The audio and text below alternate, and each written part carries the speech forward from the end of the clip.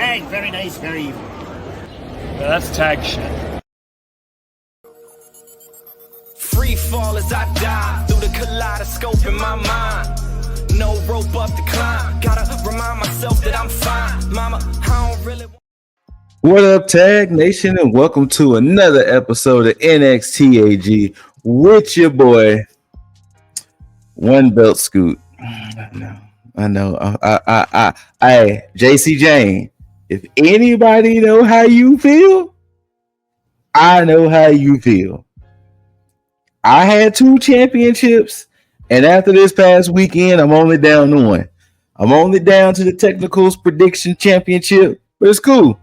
I still got the 1 championship that I've been holding down for 128 days. Can't take that from me. But welcome to a special hybrid episode of NXT.A.G because it's going to be mixed up with a little bit of Heatwave talk and also NXT Tuesday. So I'm going to kind of weave both of these shows in together. So just follow along with me and we'll get there. All right. So we know at NXT Heatwave, the main event was Obafemi versus the young OG Javon Evans. The young OG put up a fight. He already came in damaged from when Trick Willie pushed him into the announce table. So he wasn't 100%. I think they were saying he might have been a solid 80. I don't know, probably less than that. But the young OG tried his best. He had the help. He had the guidance from Taker when they was in Houston, and all of these other people kind of hyping him up. But at the end of the day, the ruler prevailed, and he was seemingly tossed through another announce table. In the process of this match, towards the end, Oba hoisted Javon and just yeeted him over through the announce table. And it's like, that is a grown man who has been disrespected twice in less than 7 days. Less than 7 days, he was just put through announce tables. Violently. But yeah, unfortunately, fall from grace. Boom. Big Oba. Big Femi is still your NXT champion. Now, the reason why I brought that up first was because the closing moments of the show saw that Absolute Ricky Saints came out and pretty much got in Oba's face saying that, hey, I'm going to be the one, big dog. It's going to be me. Big Ricky. I'm going to get the belt off you. And with that being said, that does lead into the first segment of NXT, which Ricky Saints does come out and pretty much saying, hey, I want the belt. I'm plain and simple. I've been here 6 months. I want the NXT championship. Of course, the man of mayhem himself, Josh Briggs, come out and was like, nah, you ain't getting nothing, Saints. I'm going to be the one to dethrone Oba. I'm the one. So right before they could even truly get into a scuffle, Ava comes out and says, okay. And okay. Later on in the day, or in the night rather, there will be Saints versus Briggs, number 1 contenders for Obafemi's No Mercy. Yeah, for Obafemi's No Mercy. But for Obafemi's NXT championship at No Mercy. Now, let me stop and pause for a second. NXT No Mercy is happening September 27th. I can appreciate that they're building towards No Mercy now. The last couple of PLEs, most of the matches happened within like a week before the shows. So I'm glad that we have a good solid month until No Mercy, and we're building for it now. Because literally at least 2 matches was made. Actually, 2 and an asterisk that I'm going to get to was made for No Mercy by the end of this night. So, like I said, look forward to me talking about Saints versus Briggs. Now we did see at NXT Heatwave, the juggernaut Jordan Grace took on the glamour Blake Monroe. We know Grace wanted to show Blake what ugly was and what ugly looks like. Due to some shenanigans and chicanery, mainly being when Grace was going for the reverse Alabama slam on the bottom turnbuckle, Blake ripped off the pad, and later on it came into play when she pushed Jordan into it, and then I want to say she kicked her face into it. Then she hit her DDT. Boom. Monroe is still champ. So she feels, hey, I should have a runway for the NXT championship. Well, also that night, we did find out that Jada Parker, Lola Vice, and Kalani fought for a triple threat for JC Jane's NXT Women's Championship. It was a great showing of all three of these women. They each all put on a show. I honestly thought Miss Parker was going to take it, but no, the lady in the front, Lola Vice, took it. So, with that being said, while Blake Monroe was popping off saying she deserves the championship, Kalani comes up there and was like, girl, you don't deserve nothing. Furthermore, I beat you. Yeah, it was by count out, but I beat you. So you don't deserve nothing. And then we get to here. These two ladies go at it one-on-one. Midway through the match, Jordan Grace shows up. Blake tries to hightail it out of there, but the door she ran out of, Jordan had it padlocked. So she couldn't escape, and Jordan was like, hey, you have a match in there, baby girl. Like, shouldn't you be in there wrestling Kalani? And of course, you know, scared and kind of like, I guess she does get back in the ring, and she actually takes the L to Kalani. I want to say, I think Kalani hit her with like the head kick. Then she hit the split-legged moonsault. 1, 2, 3. I mean, yeah, you can say Jordan's interference, but technically she kind of beat her clean. So it's kind of interesting. So I'm assuming Blake and Jordan is not over with. And it wouldn't surprise me that at some point Kalani would be like, you know, I want the NXT Women's Championship. You know, we'll see. We'll see. Then we get to Miles Bourne versus Lexis King in a blindfold match. Yep. Blindfold match. It's been a mighty minute since there was a blindfold match. But if you ever seen a blindfold match, you pretty much don't take it serious. Not to be mean. You don't really take it serious. It was all good and fun. Towards the end, Lexis accidentally hit the ref in the eye. And when he hit the ref in the eye, he pulled his cover up, took Miles Bourne to Dick Kick City, hit him with the coordination. Lexis King gets the dub. And it was like cheeky. Very cheeky. Very cheeky.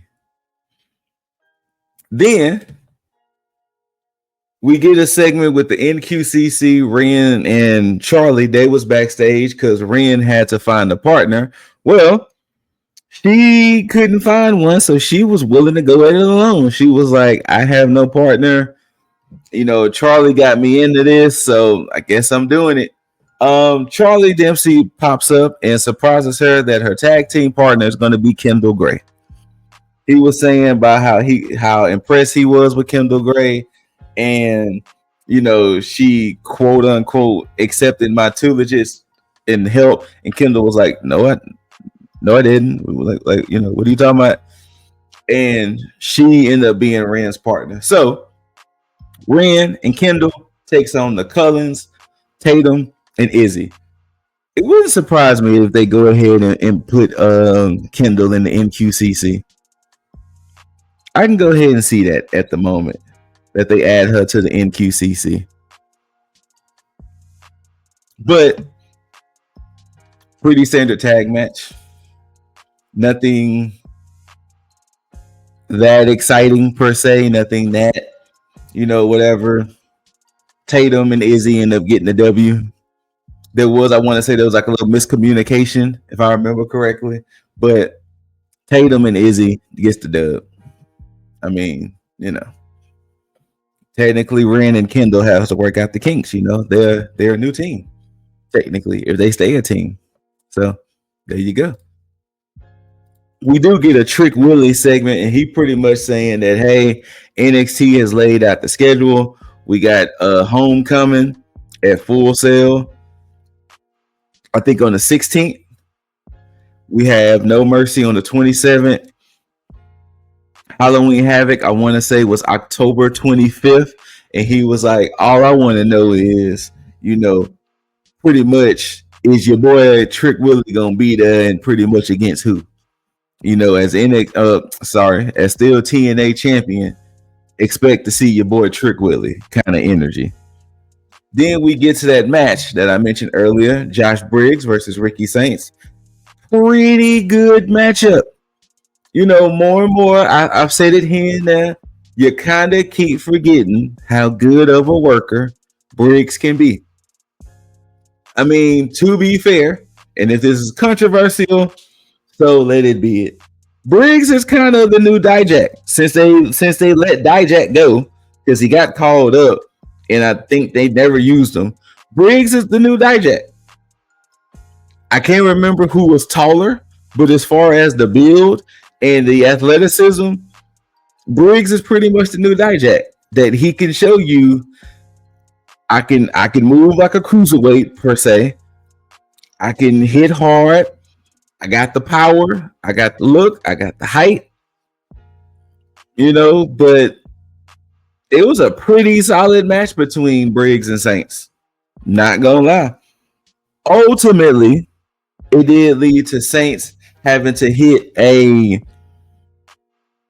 off the third rope tornado DDT, and that ultimately beat Ricky. Sorry, that ultimately Saints beat Ricky. No, but that ultimately beat Briggs 1, 2, 3, and then the ruler comes out, and they pretty much have a little discussion, and pretty much Oba's kind of giving the spiel of, fam, what makes you better than anybody else?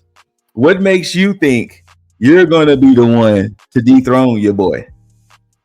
And he was like, cuz it's time for a revolution, and it's time to end your tyranny. Now, put a pin in that. Because of NXT Heatwave, we did have for the NXT Tag Team Championships, you had Hank and Tank defending against Dark State, and the members who represented Dark State, as you can see, Dion Lennox, who's in the front, into behind him to the right, Osiris Griffin. Those were the two. Now, of course, as Jaeger likes to say, it was a whole bunch of, I didn't say it was a whole bunch. Of course, it led to some DIC moments, distractions, interference, and confusion. So due to all of that, and Hank and Tank putting up a very valiant effort, Dion and Osiris do capture the tag team championships. Now, the way it's looking, it does look like it's Dion and Osiris.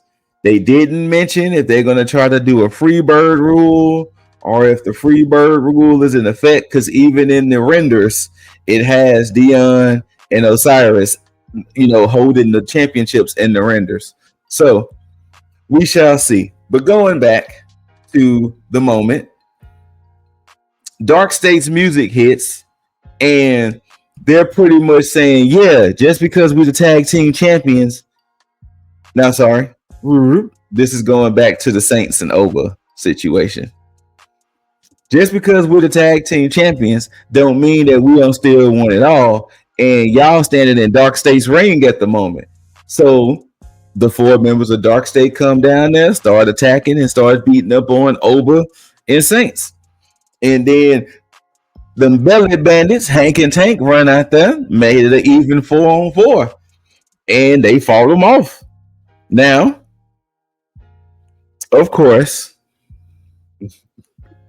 in typical fashion, because this is see like what Dark State is good for.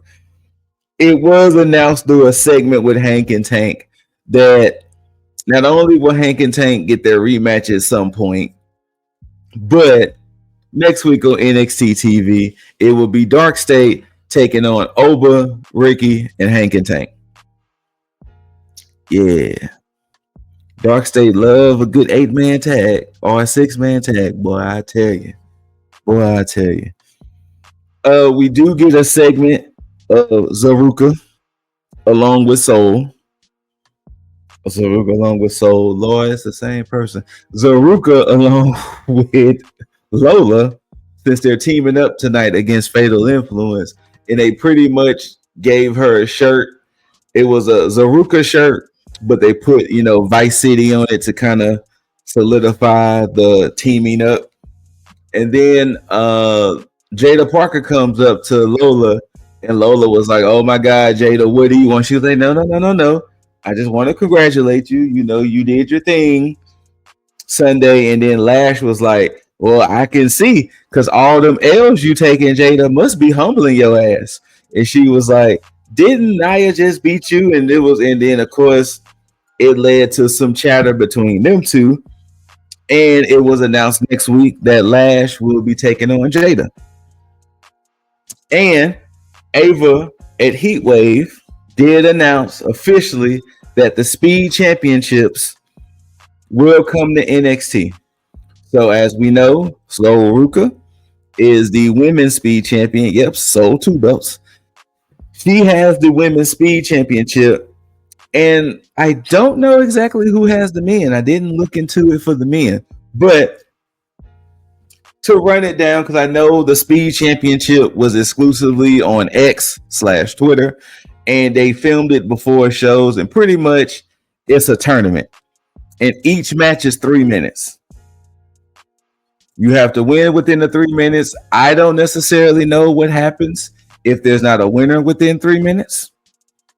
But you have to win within 3 minutes in a tournament style. And when you go against the champion or for the championship, either or, it's a 5-minute match. So Ava announced for the Speed Championship, and this is what I was talking about, the other match somewhat announced for No Mercy.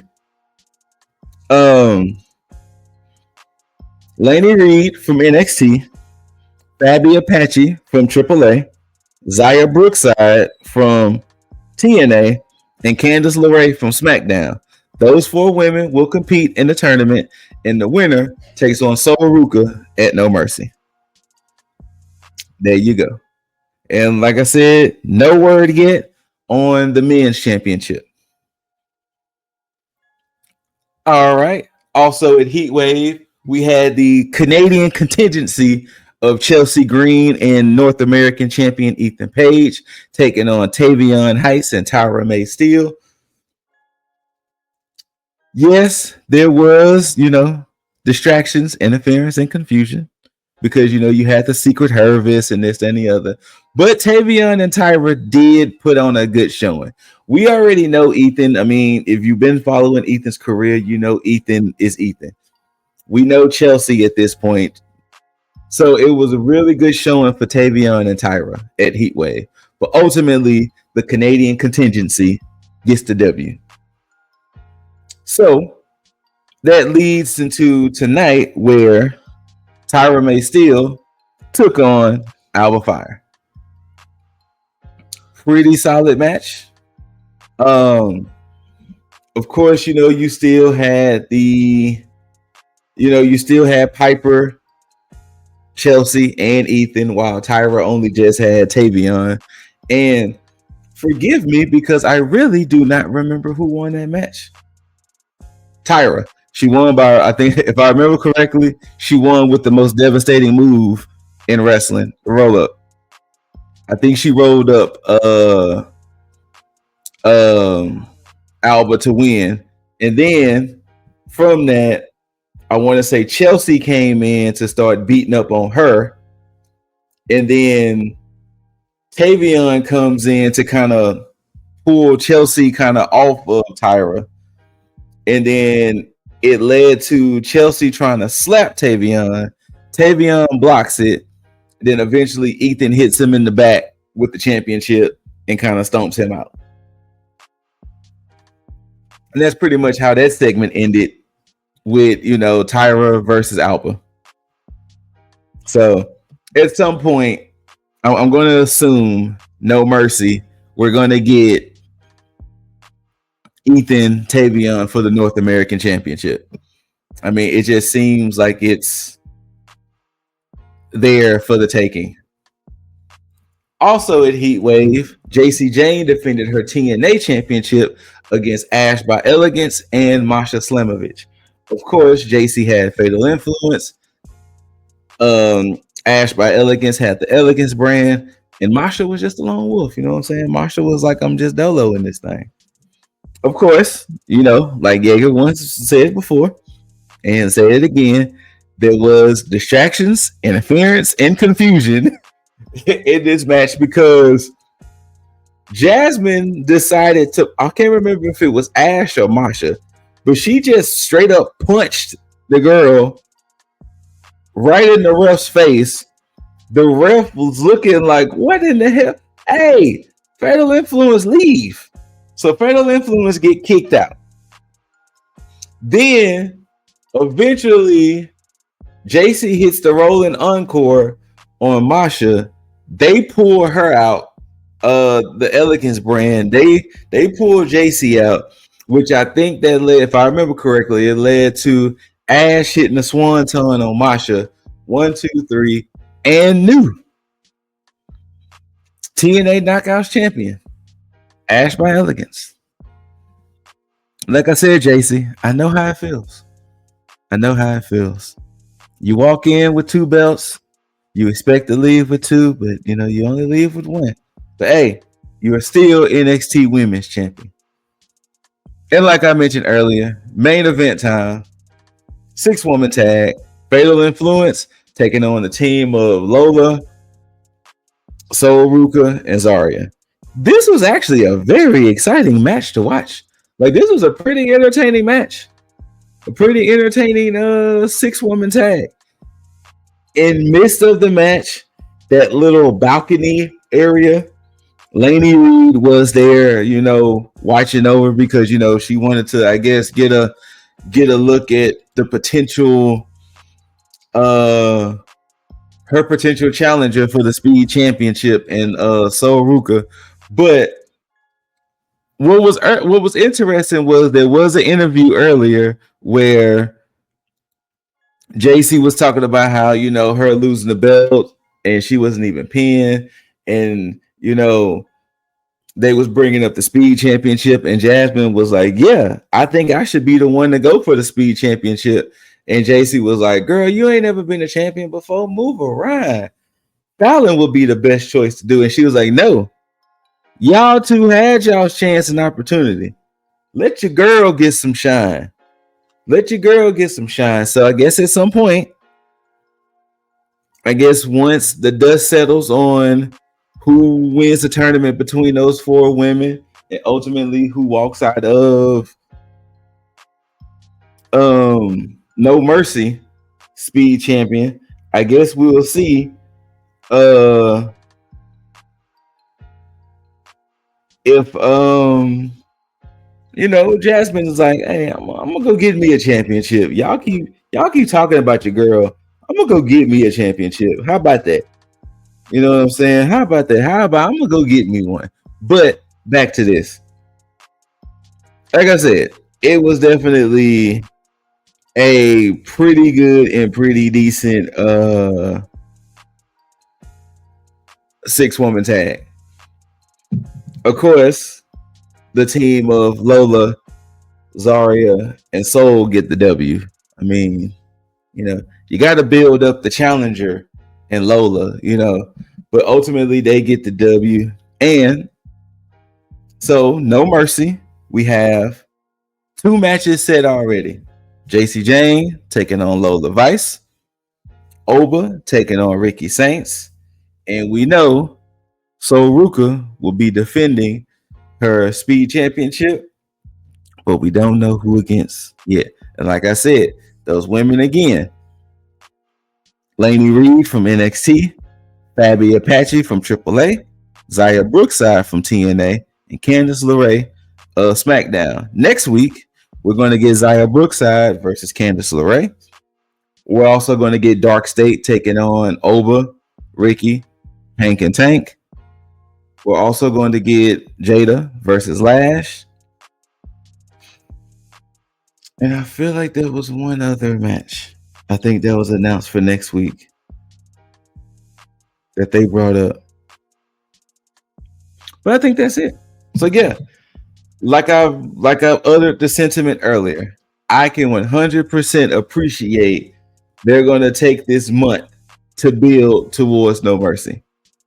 Because literally, I want to say 2 weeks before Great American Bash, literally the whole PLE came about in one night with Heatwave.